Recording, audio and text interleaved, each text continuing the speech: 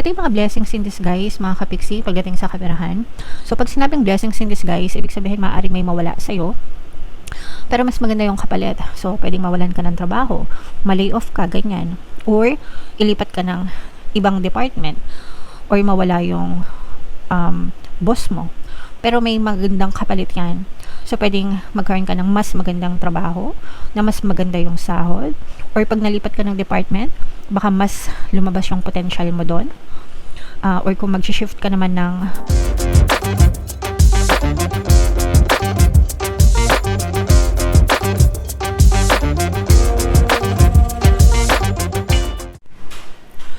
Hello guys, hello Pisces, welcome back to Pinay Pixie Tarot.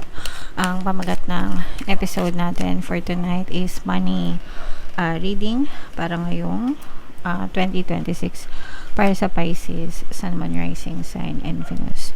So, unahin muna natin tong deck na to guys. Ito yung mga angel messages para sa inyo ngayong 2026. So, boundaries, mga kapiksi, matuto kayo mag-set ng boundaries or limitation para sa sarili nyo. Love yourself enough to say no to others' demands on your time and energy. So, okay lang naman guys na tumulong sa ibang tao. Actually, na-encourage nga natin kayo, no, na mag-share ng mga blessings nyo sa ibang tao. Pero, meron din kasing mga ibang tao na mapang-abuso. So, dun kayo matuto na humindi, mga kapiksi, sa mga mapang-abuso ng mga tao guys. Kasi, the more na tumutulong kayo, sometimes the more na inaabuso kayo and kayo yung nawawalan in return or as a consequence, diba? Kaya dapat marunong kayong mag-set ng boundaries din with other people, mga kapiksi. Okay? And ang dapat na tulungan is yung mga deserve na tulungan din guys. Alright? And eto guys, infinite supply, no? Saktong-sakto para sa money reading nyo. Ngayon pa lang sinasabihan na kayo na you don't have to worry. You are supplied for today and all of your tomorrow. Ibig sabihin nito guys, magiging maluwag ang pasok ng mga blessings, ng mga pangangailangan nyo sa inyong buhay. Basta maging open-minded kayo, mga kapiksi, and you are willing to take risks and take chances and maging appreciative sa mga blessings na meron kayo. Iwasan yung magreklamo guys, iwasan yung ma-stress, iwasan yung mag-worry, kasi yung mga stress, worry, especially yung reklamo, nagiging balakid yan sa masaganang pasok ng biyaya sa buhay. Okay? Alright, and eto naman guys, ibig sabihin nito very harmonious yung relationship sa loob ng tahanan. Actually, yung iba sa inyo guys, no, pwedeng magkaroon kayo ng mga bagong bahay. Pwedeng yung mga bahay nyo maging ano din, mga properties, ibig ko sabihin, pwedeng maging rentahan, pwede siyang maging source of income. So, kung meron kayong mga condo, pwede siyang maging Airbnb, mga staycation, ganyan. Or, kung meron kayong mga private resort, yun na yung mga nauuso ngayon, di ba? Ang dami na yan. Dito sa amin, ang dami. Biglang nagsulputan yung mga private resort na inuupahan per day. So, pwedeng maging ganun din. Guys, yung iba sa inyo, kung kayo ay nasa real estate din, mga kapiksi, so kung kayo ay nagbebenta ng mga bahay at lupa, no, maaaring maging maganda din yung pasok ng money sa inyo. Ibig sabihin, more clients, more referrals, more commission para sa inyo, Pisces. Okay? Alright, so comment down below if naka-resonate kayo dyan guys. So shuffle natin to. Hanapin natin yung energy ng Pisces at saka yung energy ng money. Habang sinashuffle ko to guys, panoorin nyo muna yung video natin regarding sa ating paano mag-manifest ng abundance video course. Kapiksi, sawa ka na ba sa mga struggles at hirap sa buhay mo? Masipag ka ba at masikap sa buhay ngunit hindi ka pa rin umaasenso? Ilang beses ka na bang nag-attempt mag-negosyo at mag-invest pero palagi ka pa rin nalulugi? Sa pagkakataon na ito ay maaaring may subconscious beliefs ka na nagiging balakid sa iyong pag-unlad at pagyaman. Introducing, paano mag-manifest ng abundance video course. Dito ay matututunan mong ma-overcome ang mga balakid mo para tuluyan ka ng umunlad, umasenso, sumagana, maging matagumpay, successful at maswerte sa iyong kabuhayan, pera, trabaho, negosyo, salapi at kaperahan ng bonggang-bongga. Dali, mag-send na ng email sa pinoypixie@gmail.com at simulan na ang iyong pagyaman ngayon. Alright, so sa lahat ng gusto mag-avail ng course guys, meron tayong paano mag-manifest ng abundance video course, paano mawala ang third party at magkaroon ng harmonious na relationship, paano pabalikin si ex or vice breakup. Sa mga interesado guys, mag-send lang kayo ng email sa pinoypixie@gmail.com. And sa mga naghahanap guys ng pampaswerte na lucky charms or lucky bracelet, aventurine tsaka citrine yung recommended ko mga kapixie. Ito yung mga sample, may makita kayong mga link sa description box.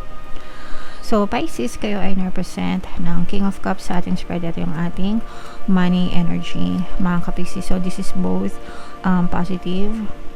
This is more on positive energies, mga kapixie. Meron ditong presence ng fire sign, Aries, Leo, Sagittarius. For some of you, maaaring may fire element kayo sa inyong natal chart or you may be dealing with another fire sign. Ito guys, may bagong opportunity na dadating sa inyo pagdating sa kaperahan and you have to listen to your intuition, mga kapixie. Humingi kayo ng gabay. Kasi parang for some of you guys, makikita nyo yung tamang path or tamang landas, especially kung naguguluhan kayo for the past few years, gusto nyo na mag-resign sa trabaho or nag-iisip kayo na magnegosyo, hindi nyo alam kung anong gagawin nyo pagdating sa finances.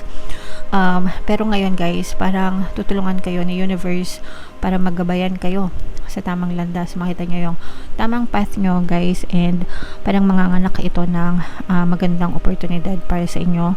So you have to listen to your intuition, mga kapixie, para makita mo kung ano talaga yung nararapat. Kasi I'm sure may mga naiisip kayo, no? May mga naiisip kayong gawin, pero minsan natatakot kayo kasi iniisip nyo, what if mag-fail, what if hindi mag-succeed, at saka parang bago sa experience nyo. Pero if you listen to your intuition and itinuloy nyo guys, malaki yung chance na parang that's a birth of new beginning para sa inyo guys. When I started my YouTube channel, pagdating sa tarot reading, wala sa hinagap ko guys na mapapadpad ako sa ganitong klase ng ganitong linya, no? Dahil napakalayo ng course ko at saka ng mga pinagtatrabaho ko before, and sabi ko, I'll just listen to my intuition. And sure enough, no, talagang sobrang laki ng pasasalamat ko. Dadating din kayo magkakaroon din kayo ng mga ganong aha moments, mga kapixie, and marirealize nyo na para sa inyo yun.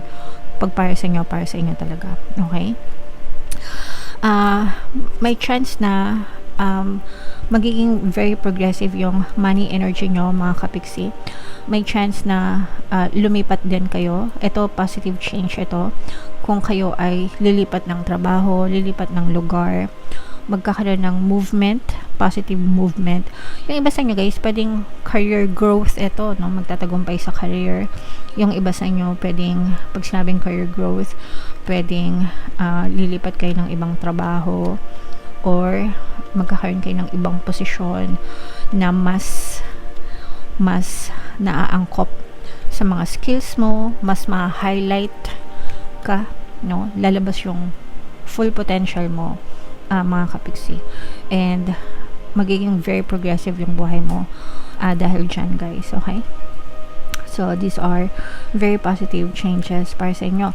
Yung iba sa inyo guys, maaari din kayo magkaroon ng mga recognition pagdating sa trabaho nyo, mga kapixie. Okay, and you will learn a lot of skills. Actually, marami kayong matututunan ng mga bagong skills na related sa trabaho mo, related sa negosyo mo, and dahil dito sa mga skills na to, magkakaroon ng potential na mag-level up ka rin, mga kapixie. And you will also feel na unti-unting tinutupad unti-unti mong natutupad yung mga pangarap mo pagdating sa kaperahan, pagdating sa financial status, mas nagiging very smooth and very suabe yung inyong journey pagdating sa kaperahan guys. And meron din ditong very supportive na maganda din yung support system nyo mga kapiksi. Ibig sabihin, sinusuportahan ka ng mga mahal mo sa buhay, sinusuportahan ka ng asawa mo, ng kapatid mo, ng magulang mo, no? Ito yung mga blessings in disguise, guys, no? So, meron ditong presence ng water sign, Cancer, Pisces, Scorpio. Ito yung mga blessings in disguise, mga kapiksi, pagdating sa kaperahan. So, pag sinabing blessings in disguise, ibig sabihin, maaaring may mawala sa'yo, pero mas maganda yung kapalit. So, pwedeng mawalan ka ng trabaho, ma-lay off ka, ganyan. Or, ilipat ka ng ibang department. Or, mawala yung boss mo. Pero may magandang kapalit yan. So, pwedeng magkaroon ka ng mas magandang trabaho, na mas maganda yung sahod. Or, pag nalipat ka ng department, baka mas lumabas yung potential mo doon. Or kung mag-shift ka naman ng, let's say, nawalan ka ng trabaho, tapos mas pinili mo na lang mag-work from home or mag-online seller, lalabas yung true potential mo and mas malalaking blessings yung kapalit niyan nung nawala sa inyo, guys. So, these are blessings in disguise. Super saswertehan talaga kayo, mga kapiksi. Parang same din ang nangyari sa akin, guys, kasi bago ako mapadpad sa YouTube, nawalan din akong trabaho ng pandemic. So, blessing in disguise talaga, guys. And your wishes will come true, guys. Yung mga wish mo sa kaperahan, mga wish mo sa trabaho, mga wish mo sa negosyo mo, they will come true, mga kapiksi. They will manifest and magkakatotoo yung mga wish mo, magkakatotoo yung mga dasal mo. You just have to stay focused and consistent. Huwag kayong mag-give up. Lahat ng mga dreams mo pagdating sa kaperahan, matutupad yan, guys, no? Basta huwag kayong susuka, mga kapiksi. May tutulong sa inyo, no? May magsasalba sa inyo, may tutulong sa inyo. Merong magiging stepping stone. Kumbaga, dahil nga ito yung blessings in disguise, no? Magpapadala sa universe ng tulong na kailangan mo para makita mo yung tamang blessings na para sa'yo. Okay? Alright. So, yan. I-mind nyo na yan, guys. Yung mga blessings in disguise na yan, itong mga wishes coming true, itong mga dasal na magkakatotoo. Mag-ingat din kayo sa scammer, syempre, guys. Ito yung sa negative, mga kapiksi, no? For some of you, mag-ingat kayo sa mga online transaction, sa mga ini-investan nyo, mga kapiksi. Kailangan pag-aralan nyo mabuti, huwag kayo basta-basta maglalagay ng pera kung saan-saan, hanggang hindi kayo sure, hanggang hindi nyo nire-research, hanggang hindi legit yung mga returns, guys. Mag-ingat kayo sa mga online transaction kasi baka ma-scam kayo, mga kapiksi. For some of you, pwede rin ma-deceive kayo ng taong malapit sa inyo. Itong boundaries na to, guys, no? For some of you, parang merong magko-control sa inyo, pwedeng parents nyo or pwedeng jowa nyo rin, ganyan, na parang ima-manipulate kayo when it comes to money. So, kunwari, nasa ibang bansa ka, tapos yung parents mo gusto nila sa kanila ka magpadala ng pera, kinokontrol nila yung pagpapadala mo ng pera, ganyan. O kaya naman yung asawa mo, ganyan. So, parang mina-manipulate kayo when it comes to money. So, mag-ingat kayo sa mga ganon.